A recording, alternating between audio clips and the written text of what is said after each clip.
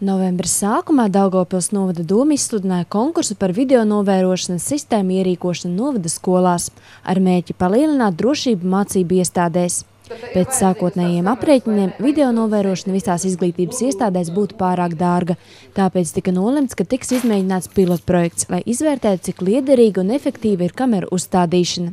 Pēc tehniskajiem parametriem par atbilstošākajām tika izvēlētas Naujienas un Kalupes pamatskolas.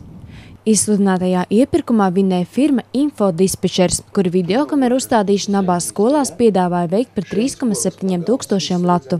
Par šo summu katrai skolai tika iegādātas 6 iekšējās un 5 ārējās kameras, video reģistrātors un monitors.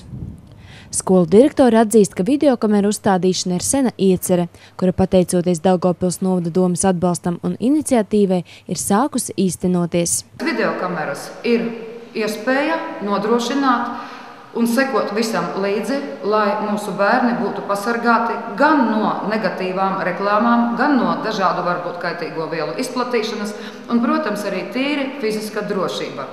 Tāpat arī kameras varētu palīdzēt mums atrisināt diezgan varbūt sasāpējušu jautājumu arī skolēnu disciplīnu starpbrīžos, arī drošību tieši viņiem pašiem savā starpā.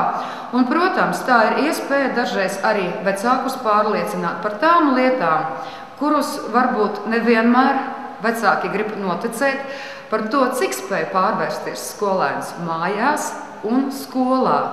Un šeit būs iespēja, protams, veikt arī dažādus audzināšanas pasākumus un reizē arī pašiem skolotājiem pavērot varbūt un atrast tās iespējas, ko mēs kādā veidā varam uzlabot arī skolas dzīvē.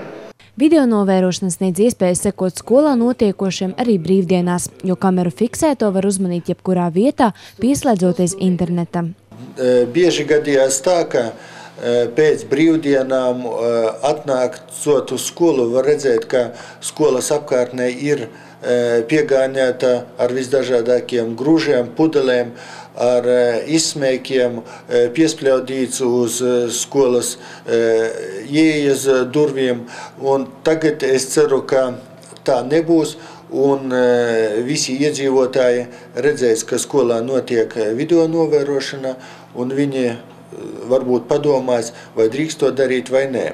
Skolā satikties skolēni atzina, ka vēl nav pieraduši pie domas, ka tagad tiks novēroti. Puiši gan nenoliedza, ka kameru klātbūtne disciplinēs viņu uzvedību, jo būs jārēķinās, ka skolotāji varēs izsekot pārkāpumus. Ir raketis, vairāk pašu drošība, tur kaut kādas strīdus. Es tur neko netaisu skolā, tas būs, kā es domāju, būs labāk. Manuprāt, ir dīvaina sajūta, ka pieraduši pie tā, ka mēs esam bijuši nenovēroti, un tagad pēkšņi vārds mums novēros. Bet tas ir tajā saskatājumā tikai plusi. Bet vispār ko citi skolēni saka par to? Citi skolēni varbūt arī atbalsta un varbūt neatbalsta, ka mūs novēros. Bet es domāju, tas paša drošībā tur varbūt kaut kāda nepiedaroša persona, ko izdara skolēniem. Tur vai neliekas, domāju, viss būs varēs atrisināt strīdīt kaut kādas vienkārši bāzes kameru ieslēdzas. Tā kaut kā. Ja video novērošanas mērķis attaisnosies, soli pa solim izglītības pārvalde centīsies drošību paaugstināt visās Daugavpils novada mācību iestādēs, katru gadu videokameras uzstādot vismaz 2 skolās.